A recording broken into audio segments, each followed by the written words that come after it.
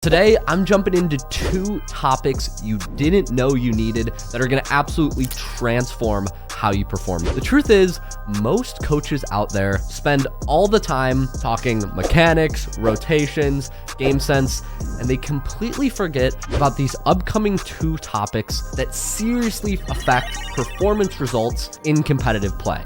So today, we're covering a sleeper topic you probably didn't know you needed called vision.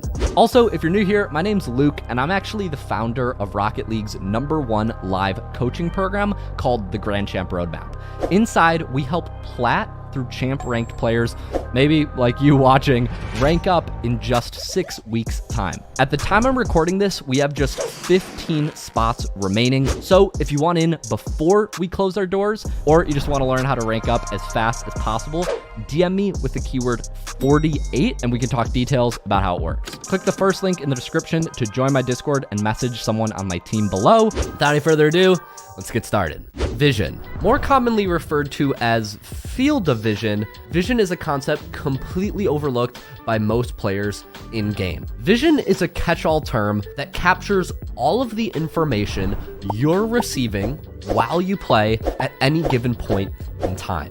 If you think of any of the great high-hour players, if you watch their gameplay, you'll notice the way they look around the field is completely different than even semi-pro players. This is what pro vision means in Rocket League. In other games, where you look at any given time doesn't really affect things. Especially in shooters, if you're looking forward, you're seeing everything you need to see. In Rocket League though, where everything's 3D and fast moving, two players with the exact same mechanical kits can experience the game completely differently based on where they focus their vision. So with all that being said, why should you care about vision? Well, the truth is, more vision almost always means more information. And the more information you have, the better decisions you can make in game. Now, just because you have the information doesn't mean you'll make a good decision. No, you can make bad decisions with good vision and good decisions with bad vision, but on average, the people who understand the full picture with what's happening in their ranked lobbies will make better decisions on average, and that's what we're going for over the long term. I was first introduced to the topic of vision by a training pack creator and a pro coach named Whey Protein, and I think his analogy for vision sums it up perfectly. Whey says, having low vision is like having low boost. You can make a great play with low boost or low vision, but in most cases, you probably need to go back to refresh your vision when you run out. To make this more concrete, let's take a look at some examples on offense and defense. Example 1, offense. This is a super common situation I see, especially at the lower ranks, that shows the extreme effects of vision. Lower ranked players often lose control and panic when the ball flies over their head in midfield or on offense. If you don't understand vision properly and you get into situations like this, what you see happen most often is players panic and feel rushed. Maybe there's reason to be rushed, maybe there's not, but when you have no vision, you don't know, which is why you often see low-ranked players panic when the ball goes over their head, jump, use boost, and even if they do get a touch, it's weak. In reality, if you pan out to a good vision player, usually the entire lobby can see your movement, and the person with poor vision just looks silly compared to the rest of the match. In situations like this, it's incredibly important, especially at the lower ranks, to just reset your vision and move back, just like we said with the boost analogy. Example 2, let's talk defense. You're familiar with the idea of front post versus back post defense, and you understand why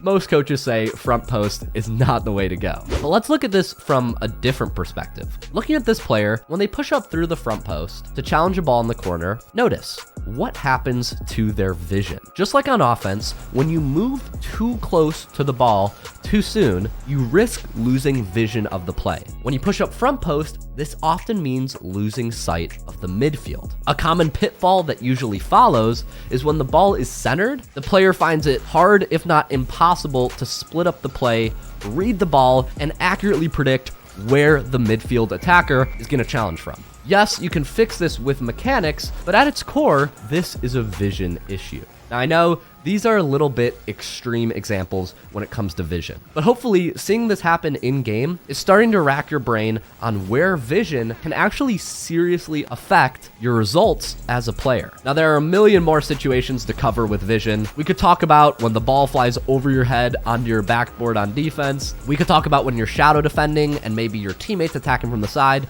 but you can't see him, or a million other situations. But what's more important than breaking down each one here is just giving you an idea of what vision means. And hopefully this is a little bit of a launch pad for you to start thinking about vision. Bottom line, when you start to lose vision in your games, if you have time, you need to find a way to reset your vision, whether that's repositioning entirely or using ball cam or camera movements to temporarily boost your vision. We'll get into that more in just a second.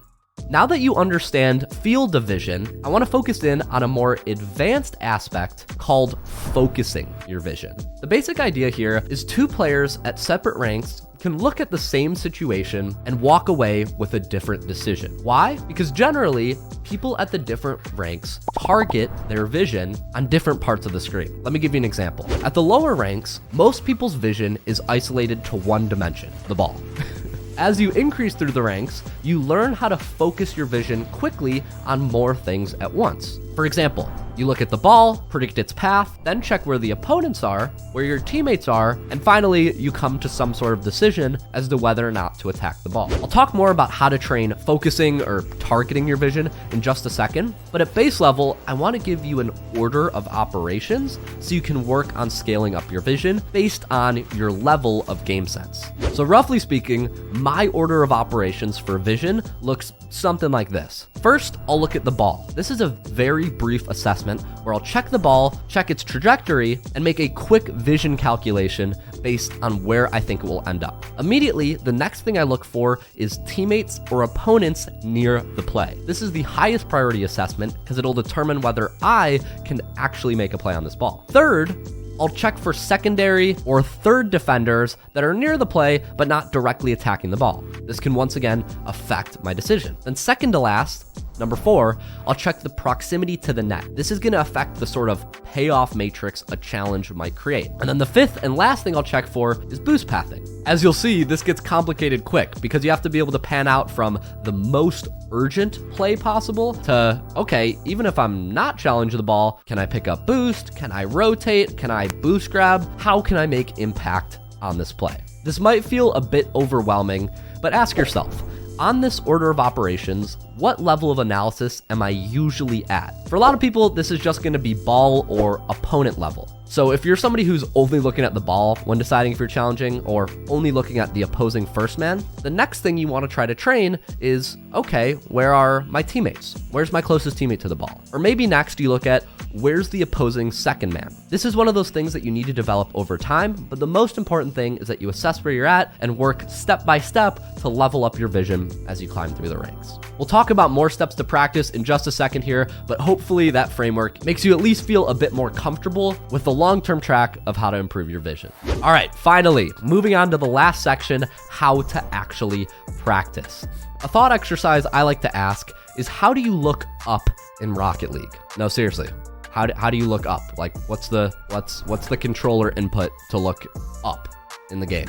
Funnily enough, when I ask people even at the GC level, half the people I talk to have to check their controller and think, how would I look up? And then the other half just have no clue. So I say this not to berate you, but just to emphasize how few people have thought about vision before. When it comes to practicing vision, I recommend starting at base level. Jump into free play, hit the ball around, and if you never have before, actually move your camera around. Try to look up, try to look down. Use reverse cam. See what happens when you swivel down and right or up and left. The truth is, most people, even up to the GC ranks, have no clue how to move their camera. The next thing I recommend is incorporating ball movement. Just practice hitting the ball around in free play, and the moment the ball goes over your head or you get into an awkward situation, practice rotating wide and specifically using ball cam to reset your vision. Toggle it off, toggle it back on, and notice how it affects your vision in different parts of the field. whether that's near the wall, in the corners, under the net, or at midfield. This isn't something that I can just give you a single drill to practice because, once again, it's a very layered topic. But if you never have, I'm serious, go into free play and just practice using your camera, because this is a part of the game that literally nobody talks about. Then, when you get in a situation in-game and you feel awkward, try to bookmark it. My guess is if you go watch a pro play, especially somebody like a Squishy or a Garrett G, and you just pay attention to their movement, you'll be amazed at how frequently they use their camera to regain vision even in the most awkward situations. Improving your vision is definitely one of those things where watching higher level gameplay is gonna drastically accelerate your improvement. So give players like Garrett G, Squishy a look, make a conscious effort to overemphasize this in your games, and you'll be surprised at how much easier Rocket League becomes. Finally, for closing notes, I want to talk about actual play style. So I know I've given you a lot of information about how vision might affect your gameplay, but to boil it down and to actually give you something to work on, I want to talk about how to incorporate vision into your play style. Generally, this really just means one thing. If and when you do find yourself in a low vision situation in game, I want you to make a conscious effort to drop back out, and reset your vision, just like you would your boost. This means waiting at midfield, maybe longer than you think you should on offense, taking really wide rotations as you're rotating back from first man, and really sticking back post for as long as you can in your ranked games. I know vision isn't something flashy, but it is something really impactful, especially when players start to get tilted. Usually the first chain that breaks is vision. And when you lose vision, all the information that we've taught you goes out the window. So yes, vision isn't flashy, but it is something that's really impactful, especially over the long term. How quickly you can develop your own vision is going to be the difference between it taking you 2,000 more hours to hit GC or just 200. Anyways, that's my bit done on vision. I'm really passionate about this topic, so hopefully I didn't bore you too much. Seriously, try to implement this as much as you can in game, and I promise it's going to make a difference. Catch you soon. Peace, guys.